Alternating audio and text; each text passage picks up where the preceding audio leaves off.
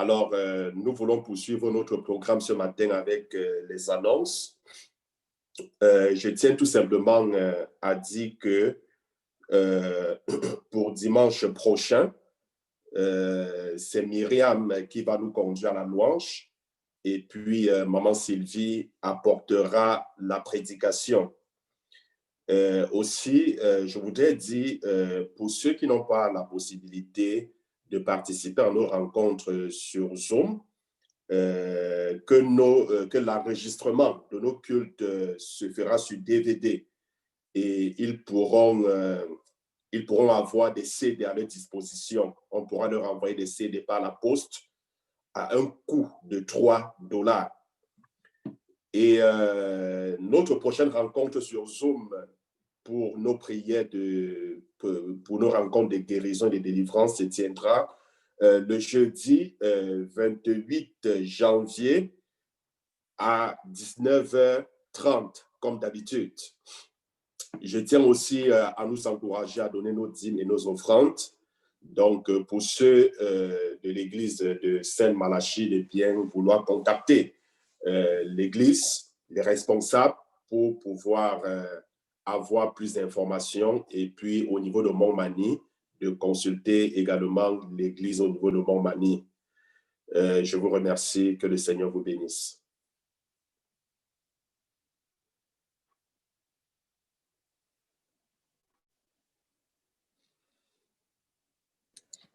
Vous pouvez continuer tout de suite avec la prédication. Bien, parfait.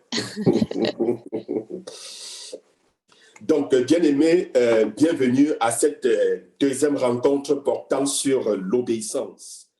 Nous avons commencé ce thème il y a de cela 2 semaines et nous poursuivrons aujourd'hui. Alors, je vais rapidement faire un rappel de ce qui a été dit la dernière fois. Nous avons défini l'obéissance comme étant un mode de vie que s'est volontairement imposé le croyant et qui consiste à étudier les Saintes Écritures, c'est-à-dire la Bible, dans l'intention de garder et de mettre en pratique tout ce qui s'y trouve. Nous avons dit que l'obéissance, n'est-ce pas, c'est comme un style de vie. Dieu ne nous force pas à obéir. Dieu met devant nous 2 chemins, c'est-à-dire l'obéissance et la désobéissance. Il met en fait la vie et la mort et il nous demande de choisir. Si nous choisissons d'obéir, alors nous vivrons. Si nous choisissons d'obéir, alors nous serons bénis. Et nous avons dit que la bénédiction du chrétien est liée en son obéissance en la parole de Dieu.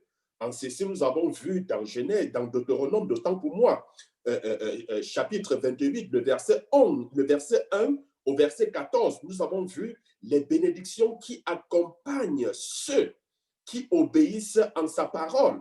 Nous avons bien aimé dire que l'obéissance est totale. En réalité, l'obéissance partielle n'existe pas. Parce qu'en réalité, celui qui a dit « tu ne voleras pas », c'est le même qui a dit « tu ne tueras pas », c'est le même qui a dit « tu ne commettras pas d'adultère ». Alors, si tu ne tues pas et que tu commets l'adultère, tu as péché contre le même Dieu, contre le Seigneur, contre celui qui a fixé ses commandements. Donc, nous disons que l'obéissance est totale. Elle n'est pas partielle. Donc, le Seigneur s'attend à ce que, en tant qu'enfant de Dieu, que nous puissions obéir totalement en sa parole.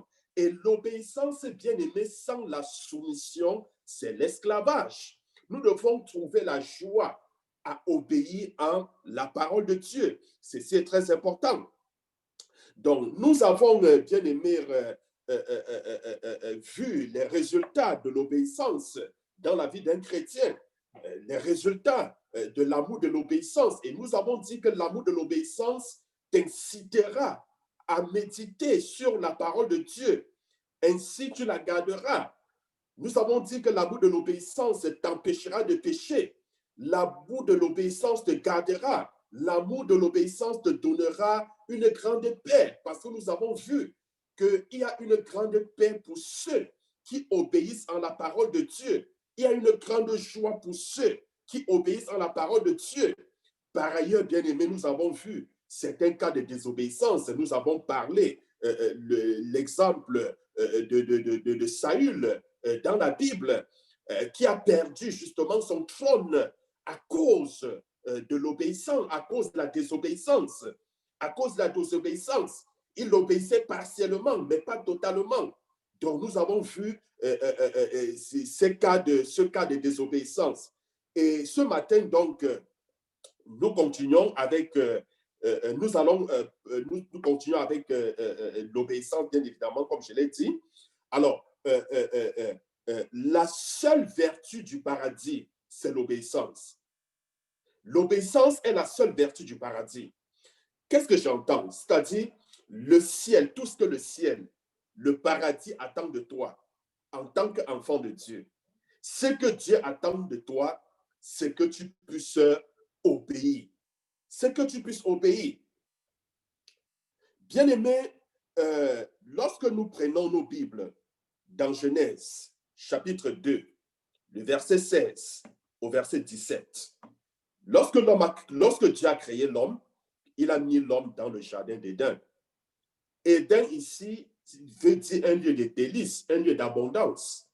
Éden ici, c'était le paradis terrestre, où est-ce que Dieu avait mis l'homme. Alors, dans ce paradis terrestre, tout ce que Dieu attendait de l'homme, c'était qu'il lui obéisse. Voici donc ce que l'Éternel Dieu avait dit à l'homme. L'Éternel Dieu donna cet ordre à l'homme. Tu mangeras de tous les arbres du jardin, mais tu ne mangeras pas de l'arbre de la connaissance du bien et du mal, car le jour que tu en mangeras, tu mourras. Le jour que tu en mangeras, tu mourras. Donc, je vous disais que le paradis, le calvaire et le ciel proclament d'une seule voix.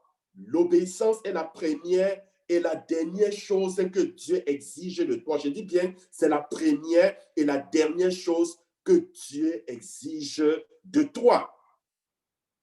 Et nous voyons dans Genèse chapitre 3, le verset 11, lorsque l'homme a mangé du fruit défendu, lorsqu'il a désobéi à la parole de Dieu, la Bible déclare, lorsque Dieu est venu le soir, comme il venait chaque soir pour avoir une conversation avec l'homme, et l'Éternel Dieu dit, qui t'a appris que tu es nu? Est-ce que tu as mangé de l'arbre dont je t'avais défendu de manger? Donc nous voyons à l'instant que l'homme a mangé, l'homme a désobéi, l'homme s'est éloigné de Dieu. Et Dieu lui a demandé, pourquoi as-tu désobéi? Pourquoi es-tu allé à l'encontre de mes principes, à l'encontre du commandement que je t'ai donné? Et nous voyons une conséquence attachée à chaque désobéissance. Je dis bien une conséquence attachée à chaque désobéissance. Et nous avons vu lors de notre première rencontre sur l'obéissance, les malédictions liées à la désobéissance dans Deutéronome chapitre 28, le verset 15 au verset 28. Donc nous voyons là les malédictions attachées à la désobéissance. Bien-aimés, j'aimerais que nous puissions regarder rapidement les hommes obéissants de l'Ancien Testament. Nous regardons les hommes obéissants de l'Ancien Testament. Alors, le premier homme obéissant de l'Ancien Testament que nous allons rapidement voir, c'est l'exemple de Noé. C'est l'exemple de Noé. Nous pouvons voir ceci dans Genèse chapitre 6, le verset 22. C'est ce que fit Noé. Il exécuta tout ce que Dieu lui avait ordonné. Et dans Genèse chapitre 6, toujours, le verset 9, la Bible dit Noé était un homme juste et intègre dans son temps. Noé marchait avec Dieu. Bien aimé, la Bible déclare au temps de Noé, les hommes s'étaient détournés. L'humanité tout entière s'était détournée de Dieu. Ils adoraient les autres dieux autres que l'Éternel des armées. Il n'y avait que Noé et ses enfants qui furent les seuls et véritables adorateurs de l'Éternel sur toute la terre. Alors la Bible déclare, Dieu parla à Noé et Dieu dit à Noé qu'il devait détruire la terre par le déluge. Et puis, Dieu, donc, pour préserver le juste, vous savez, Dieu est un Dieu juste. Il ne détruit pas le méchant et le juste en même temps. C'est-à-dire, il se rassure toujours de sauver le juste. Alors, pour sauver le juste, qui était Noé et ses enfants, il a demandé à Noé de construire l'arche. Noé a écouté la parole de Dieu et Noé a obéi. Noé n'a pas douté. Noé a obéi à la direction de Dieu et il s'est mis à construire l'arche. Et la promesse s'est accomplie 120 ans plus tard. Je dis bien 120 ans plus tard. Donc Noé a eu foi. Il a exécuté ce que Dieu lui avait dit.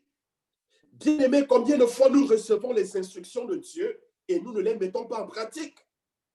Combien de fois nous connaissons la parole de Dieu, ce que Dieu veut que nous fassions, mais nous désobéissons volontairement. Nous devons être comme Noé, mettre en pratique la parole de Dieu. Même si ses promesses tardent à venir, nous devons continuer à lui faire confiance et à lui obéir. Bien-aimés, le deuxième exemple que nous pouvons voir dans la Bible, c'est l'exemple d'Abraham. L'exemple d'Abraham. Mais bien-aimé, Dieu dit à Abraham, quitte ton père, quitte ta maison, quitte ta patrie, va dans un pays que je te donnerai pour héritage. Bien-aimé, la Bible dit dans Hébreux, chapitre 11, le verset 8. Hébreux, chapitre 11, le verset 8. C'est par la foi qu'Abraham, lors de sa vocation, obéit et partit pour un lieu qu'il devait recevoir en héritage et qu'il partit sans savoir où il allait. Dieu dit à Abraham, quitte ta maison, quitte ta patrie, quitte ton pays, va dans un lieu que je te donnerai pour héritage. Juste parce qu'il a écouté l'instruction de Dieu, juste parce qu'il a écouté la parole de Dieu, il a obéi sans savoir là où il allait.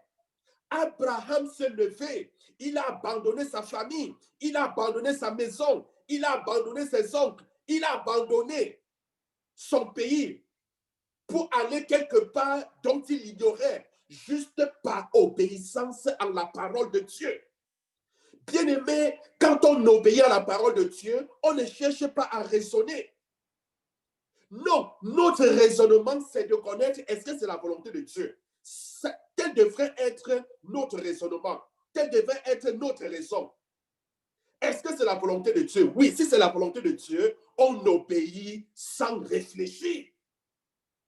Bien-aimé, la Bible nous parle au sujet des chrétiens de Bérée qui reçut dans Actes des Apôtres, ils reçut la parole de Dieu avec beaucoup d'empressement. Mais toutefois, ils vérifiaient si ce qu'on leur disait était, n'est-ce pas, la parole de Dieu. Ils vérifiaient dans les Saintes Écritures si ce qu'ils écoutaient venait de Dieu. Alors, une fois qu'ils étaient convaincus parce qu'ils avaient vu dans la parole de Dieu, ils ne cherchaient plus à raisonner. Donc, bien aimé, notre raisonnement devrait être le fait de savoir, est-ce que ce qu'on entend, est-ce que c'est biblique? Oui, si c'est biblique, ne discute pas.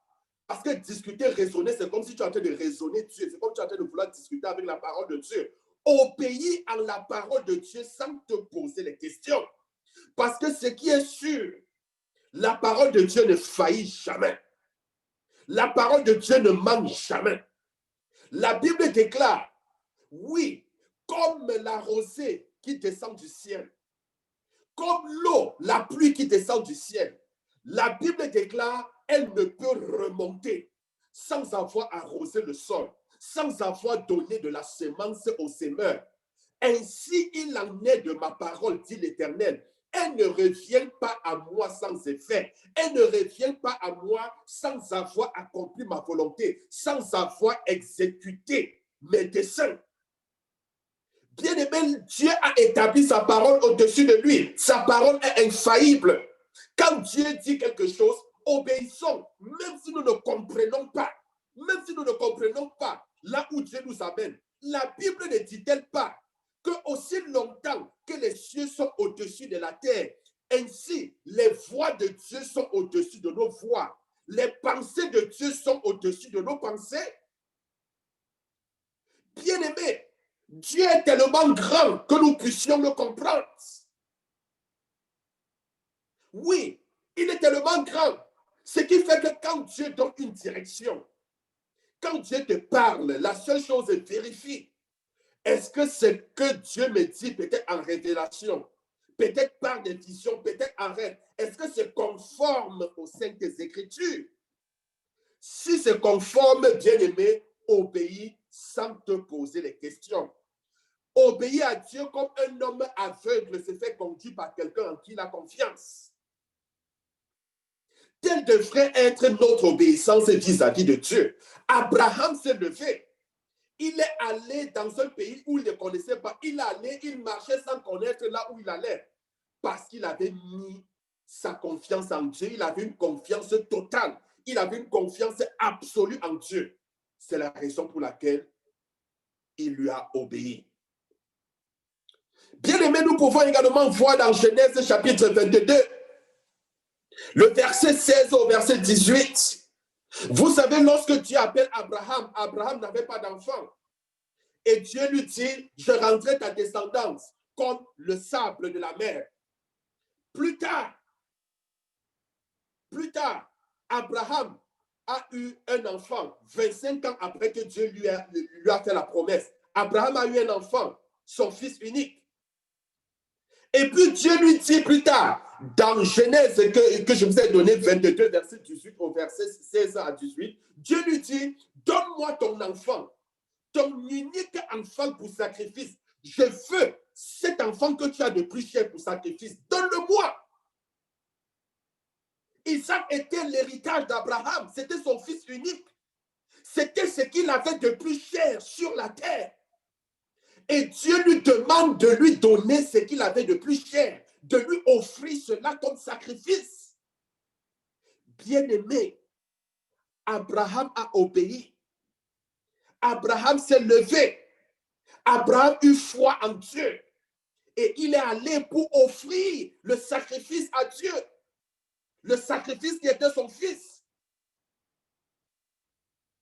Bien-aimé, juste à cause de cet acte, la Bible dit que lorsqu'il est arrivé, son serviteur, lorsqu'il allait avec son serviteur, le serviteur lui dit, mais nous avons le bois du sacrifice.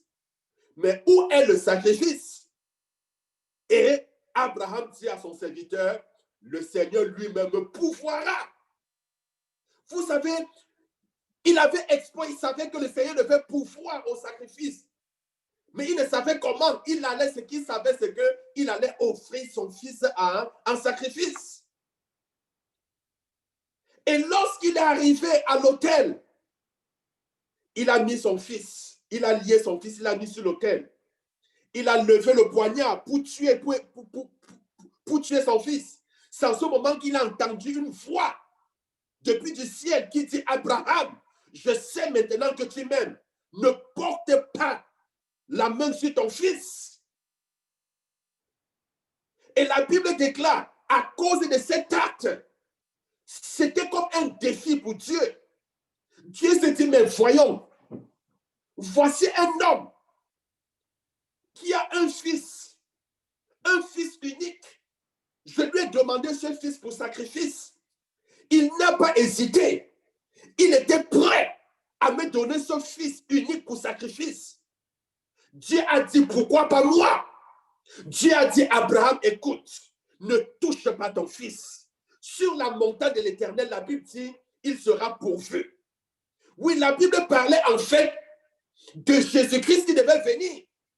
Et Dieu lui montra donc un bélier qui était retenu dans les buissons. Il dit que prends et puis sacrifie-le. Ce bélier était une image de Jésus-Christ qui avait pris la place d'Isaac et qui devait prendre notre place plus tard. C'était comme un défi pour Dieu qu'un homme décide de donner ce qu'il avait de plus cher. Et Dieu dit, mais si un homme comme Abraham par obéissance me donne ce qu'il a de plus cher, à plus forte raison, moi, Dieu, pourquoi ne donnerais-je pas mon Fils unique comme sacrifice pour le pardon de l'humanité?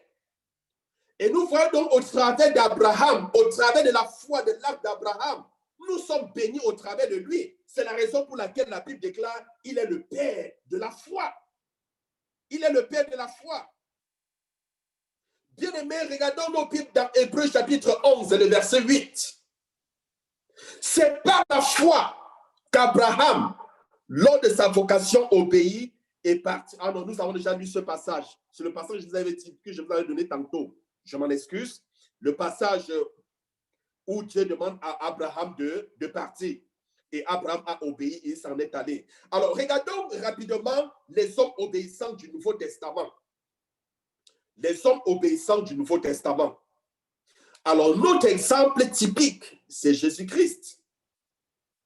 L'obéissance de Christ. Regardons l'obéissance de Christ. Jésus a dit, dans Jean chapitre 14, verset 6, « Je suis le chemin, je suis la vérité, je suis la vie. Nul ne part au Père que par moi. » Jésus est venu et il nous a montré le chemin. Il nous a montré le chemin à suivre. Regardons, bien-aimés, dans Hébreux, chapitre 10, le verset 9. Hébreux, chapitre 10, verset 9. Il dit ensuite, « Voici, je viens pour faire ta volonté. » Je viens pour faire ta volonté. Bien-aimé, Jésus n'est pas venu dans le monde pour faire sa volonté à lui. Il est venu dans le monde pour faire la volonté de celui qui lui a envoyé, c'est-à-dire celle du Père. Jésus est venu accomplir la volonté du Père et non sa propre volonté. Et rappelez-vous, bien-aimés, les paroles de Jésus.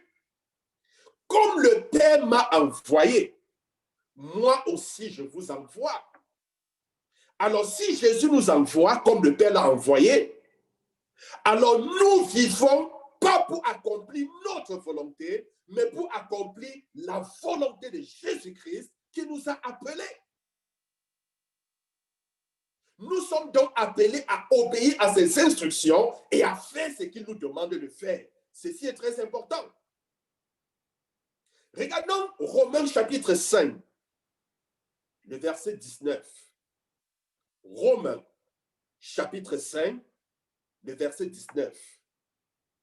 Car, comme par la désobéissance d'un seul homme, beaucoup ont été rendus pécheurs, de même, par l'obéissance d'un seul, beaucoup seront rendus justes. Bien-aimé, la Bible déclare par la désobéissance d'un seul homme, beaucoup sont rendus pécheurs. À cause de la désobéissance d'Adam, tous ont péché. Parce que la Bible déclare tous ont péché dans Romains et sont privés de la gloire de Dieu. Tous sont péchés et sont privés de la gloire de Dieu. Même l'enfant, le bébé qui vient de naître, a péché. Il a péché à cause d'Adam. Il a péché à cause d'Adam. C'est la raison pour laquelle la Bible déclare tous ont péché et sont privés de la gloire de Dieu. Donc, bien aimé, à cause de la désobéissance d'Adam, beaucoup ont péché et beaucoup ont été rendus pécheurs. De même, par l'obéissance d'un seul, par l'obéissance de Jésus, beaucoup sont rendus justes. Ceux qui acceptent et qui reconnaissent Jésus comme le sacrifice de Dieu, comme le Messie, comme le Sauveur, sont justifiés. Ils sont justifiés à cause de son obéissance. Parce que si Jésus n'avait pas été obéissant toute sa vie, on ne devait pas être déclaré, on ne devait pas être justifié. La Bible déclare qu'il n'a pas connu de péché. Oui, en rien, il n'a pas péché. Il a obéi complètement, totalement à la parole de Dieu. Et à cause de son obéissance, à cause de l'obéissance de Jésus, nous sommes rendus justes aujourd'hui. Bien-aimé, j'ai l'habitude de dire, le meilleur héritage qu'un parent peut léguer, qu'un parent peut laisser à son enfant, c'est d'obéir en la parole de Dieu. Dans Exode, la Bible dit, chapitre 20, je pense de verset 5, qu'il est un Dieu jaloux. Il punit l'iniquité du père sur l'enfant de la première génération jusqu'à la 4e génération, mais il accorde grâce et miséricorde jusqu'à 1000 générations pour ceux qui lui obéissent, pour ceux qui obéissent en sa parole. La Bible déclare Dieu accorde miséricorde. Il accorde cette bénédiction jusqu'à 1000 générations, jusqu'à 1000 générations pour ceux qui obéissent en sa parole. Ça veut tout simplement dire, bien-aimé, si j'obéis en la parole de Dieu, mes enfants seront bénis. Les enfants de mes enfants seront bénis jusqu'à 1000 générations à cause de mon obéissance vis-à-vis de la parole de Dieu. C'est la raison pour laquelle je dis et je réitère, le meilleur héritage que l'on puisse laisser à nos enfants, à nos descendants, c'est d'obéir à la parole de Dieu. Oui, c'est d'obéir en tant que parents à la parole de Dieu. Nous leur laissons un héritage sur 1000 générations. Oui, je dis bien sur 1000 générations. Ne pensons pas que le véritable héritage, c'est un compte bien fourni en banque. Hein? Ce compte peut-être en 2 ans, 5 ans, il va le dilapider. Ses enfants, les enfants de ses enfants ne verront pas cet héritage.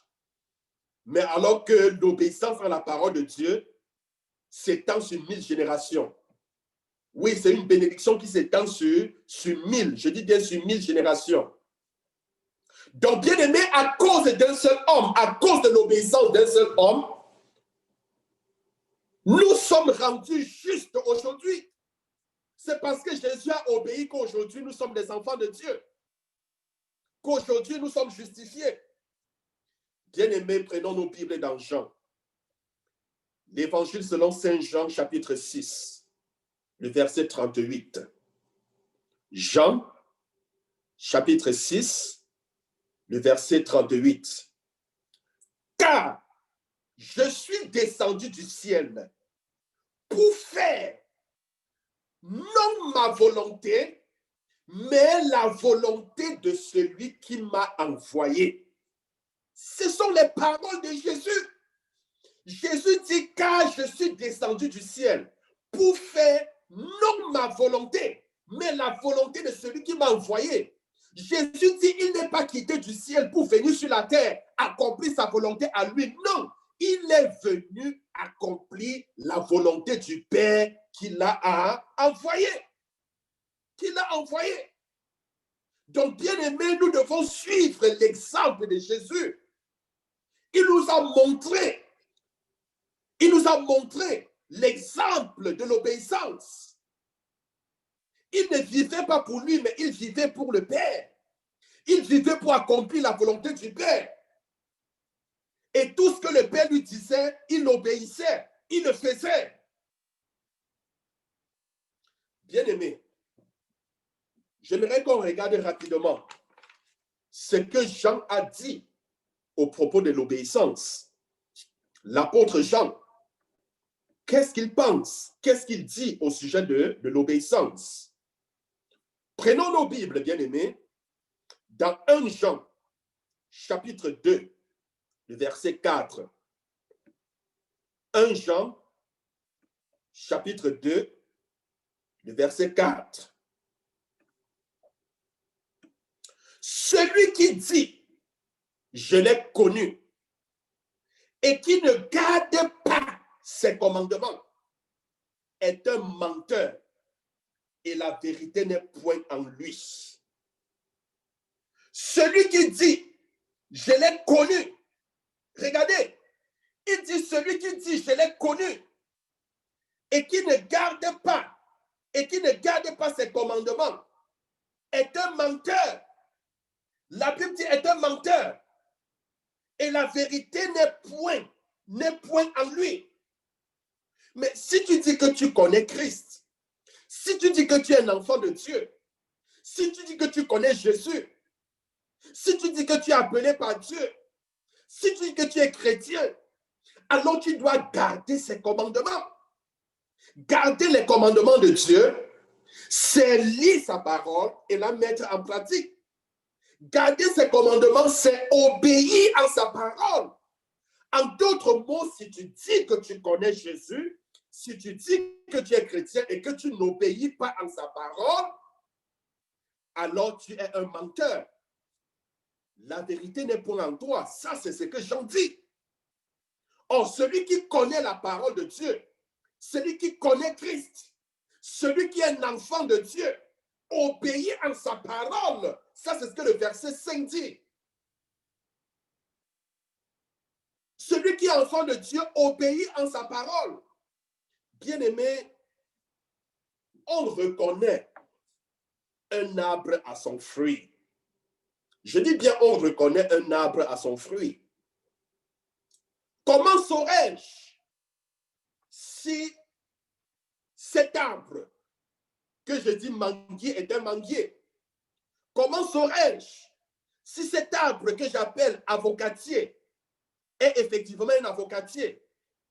Est-ce que c'est parce que l'arbre dit je suis avocatier, je suis un manguier, alors qu'automatiquement il est manguier ou avocatier? Non. C'est lorsque je verrai les fruits sur cet arbre. Un avocatier ne saurait produire des mangues. Sur un avocatier, on verra des avocats. Sur un manguier, on verra des mangues. Mais quels sont donc les fruits que tu produis? Si tu dis que tu es chrétien, alors tu dois produire les fruits de la repentance. Pour revenir à ce que l'apôtre, pour revenir à ce que Jean dit, que si tu dis que tu es enfant de Dieu, mais écoute, garde sa parole, obéis à sa parole, et ceci est visible. Sinon tu es menteur et la vérité n'est point en toi. On reconnaît un enfant de Dieu par ses fruits, par ses actions, par son obéissance vis-à-vis de la parole de Dieu. C'est très important. Bien-aimés, prenons nos Bibles dans 1 Jean chapitre 3. 1 Jean chapitre 3, nous lisons le verset 18 au verset 22. 1 Jean chapitre 3, verset 18 au verset 22. Petits enfants, n'aimons pas en parole et avec la langue, mais en action et avec vérité. Est-ce que vous comprenez?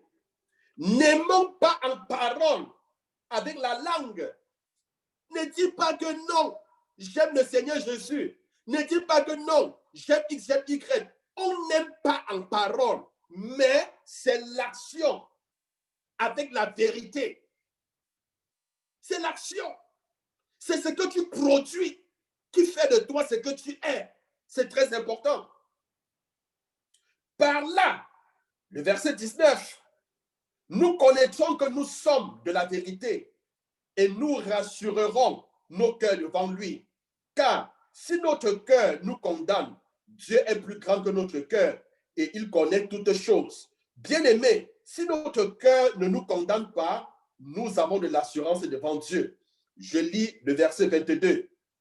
Quoi que ce soit que nous demandions, nous le recevons de lui, parce que nous gardons ses commandements et que nous faisons ce qui est agréable. Bien-aimés, tout ce que nous demandons, nous recevons. Pourquoi est-ce que nous recevons? Parce que nous gardons ses commandements. Jésus a dit, dans Jean chapitre 15, je suis le cep, vous êtes le vigneron, mon père le vigneron, vous êtes les sarments. Je vais plus loin, quelque part dans ce passage. Il dit que tout ce que vous allez demander, vous recevrez si vous gardez ma parole. Garder sa parole, c'est lui obéir. Dieu exauce toujours. Dieu prête l'oreille à ceux qui marchent dans l'obéissance. Avant que tu ne cries, Dieu dit, me voici mon fils. Avant que tu n'ouvres la bouche pour dire Seigneur, il dit, mon fils, ma fille, me voici. Avant que tu lui demandes quelque chose, il te donne cette chose. Il le fait pour ceux qui marchent dans l'obéissance. Bien-aimés, apprenons à marcher dans l'obéissance. Alors, pour finir, pour chuter, apprends les secrets de la vraie obéissance. Je vous montre là les secrets de la vraie obéissance. Les secrets de la vraie obéissance. Le premier secret de la vraie obéissance, c'est que l'obéissance s'apprend. L'obéissance, ça s'apprend. Je dis bien, ça s'apprend. Bien aimé, même nos enfants à la maison, nous les apprenons à obéir. Nous les apprenons à obéir. Nous les apprenons à obéir. Donc, apprenons à obéir à la parole de Dieu. Deuxième secret de l'obéissance. Je vous parle de l'école de l'obéissance. Il s'agit de l'école de l'obéissance. Alors, lorsqu'on parle de l'école de l'obéissance, dans cette école, le professeur, c'est Jésus-Christ. Le professeur, c'est qui? C'est Jésus. Donc, nous sommes dans une école de l'obéissance. Dans cette école, nous apprenons à obéir. Et qui est l'enseignant? L'enseignant, le professeur, c'est Jésus. Donc, nous devons donc suivre ses instructions. Nous devons donc marcher comme lui, il a marché. Parce que c'est un professeur qui donne lui-même l'exemple, qui nous enseigne la voie de l'obéissance. Donc, suivons donc les instructions de Jésus dans cette école. Et dans cette école, quel est le manuel, quel est le livre que nous utilisons pour notre leçon sur l'obéissance? Le manuel dont nous avons besoin, le livre que nous avons besoin, c'est la Bible. C'est la Bible. Nous avons besoin de la Bible. C'est la Bible. Jésus est un homme de la parole de Dieu bien-aimé. C'est très important. C'est le manuel qui nous... Si nous voulons apprendre à obéir, bien-aimé, méditons la parole de Dieu jour et nuit. On ne la médite pas, tout simplement, comme un livre d'histoire. Nous la lisons, nous la méditons dans l'intention de mettre en pratique ce qui est écrit. C'est ça l'objectif quand tu prends la parole de Dieu et quand tu la médites. Quand tu lis la parole de Dieu, l'intention c'est quoi? C'est mettre en pratique ce que tu es en train de lire. Or, beaucoup de chrétiens ne lisent pas la parole de Dieu avec cette intention. Ils ne méditent pas avec cette intention. À chaque fois que tu prends la parole de Dieu pour méditer, l'intention, c'est de mettre en pratique ce que tu lis. C'est ça, en fait. Parce que si tu ne mets pas en pratique, ça ne sert à rien. Jacques dit, ne vous bornez pas seulement à écouter la parole de Dieu, mais mettez-la en pratique. Le plus important, c'est la mise en pratique de la parole de Dieu. Alors, bien aimé, le livre que nous utilisons, c'est la Bible, qui est la parole de Dieu. Mais je tiens toutefois à rappeler que la parole, sans le Saint-Esprit, n'a pas le pouvoir de produire l'obéissance. Je répète, la parole, sans le Saint-Esprit, n'a pas le pouvoir de produire l'obéissance. Donc, tu dois demander à Dieu que la puissance de Dieu puisse actionner la parole de Dieu dans ta vie afin qu'elle puisse produire l'obéissance, afin qu'elle t'amène à obéir. C'est très important. C'est très important. C'est la raison pour laquelle chaque fois que tu médites la parole de Dieu, demande au Saint-Esprit de venir. Demande au Saint-Esprit de t'aider à comprendre cette parole. Mais la Bible déclare que le Saint-Esprit lui-même nous enseignera toutes choses. C'est ce que la Bible dit. Dis au Saint-Esprit, Saint-Esprit, pendant que je suis en train de méditer, enseigne-moi la parole de Dieu et donne-moi le pouvoir d'obéir à cette parole. La Bible dit, il crée en nous le vouloir et le faire. Oui, il crée en nous le vouloir et le faire. Crée en moi, Seigneur, par la puissance du Saint-Esprit, le désir d'obéir à ta parole. L'envie d'obéir à ta parole. C'est très important, bien-aimé. Et dans cette école, bien-aimé, l'étudiant, c'est toi. L'étudiant, c'est moi. Alors, en tant qu'étudiant, dans cette école de l'obéissance dont le professeur est Jésus et le livre utilisé, c'est la Bible, en tant qu'étudiant, tu te dois, je dis bien, tu dois te soumettre entièrement et de tout cœur au professeur. Soumets-toi. Donc, l'enseignant qui est Jésus attend de toi une soumission complète. Donc, tu dois te soumettre entièrement et de tout cœur au professeur. Tu dois croire. Je dis bien, tu dois croire au professeur. Crois que tout ce que le professeur qui est Jésus te dit est vrai. N'hésite pas, ne doute pas, crois. Et pour finir, tu dois offrir au professeur la présence et l'attention qu'il demande. Donne-lui ta présence et l'attention qu'il te demande. Il ne peut pas avoir école et chaque fois tu es absent. Si tu es absent, comment est-ce que tu dois apprendre? Tu ne peux pas apprendre si tu es absent. Ceci dit quoi? Ceci dit, apprends à assister aux rencontres que nous donnons sur la plateforme. Apprends à avoir une vie de prière constante avec le Seigneur et des rencontres personnelles avec le Seigneur. C'est ce que le Seigneur attend. Des moments de méditation, de prière, c'est ce que le Seigneur attend. Il veut ta présence. Il veut que tu sois présent dans cette école. Il veut que tu sois dans sa présence afin qu'il t'enseigne. Il veut que tu lui donnes ton attention. C'est très important. Alors, bien-aimés, nous allons donc nous arrêter en ce jour. Nous allons nous arrêter aujourd'hui sur l'obéissance.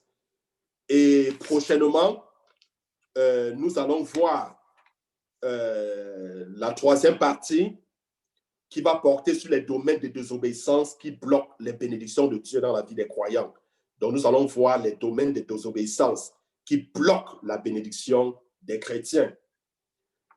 Alors, sur ce, je vous remercie pour votre attention. Je vous souhaite une excellente semaine. Et puis, avant de se séparer, je voudrais, n'est-ce pas, prier pour ceux-là qui m'écoutent, pour ceux-mêmes qui vont écouter cet enseignement en ligne.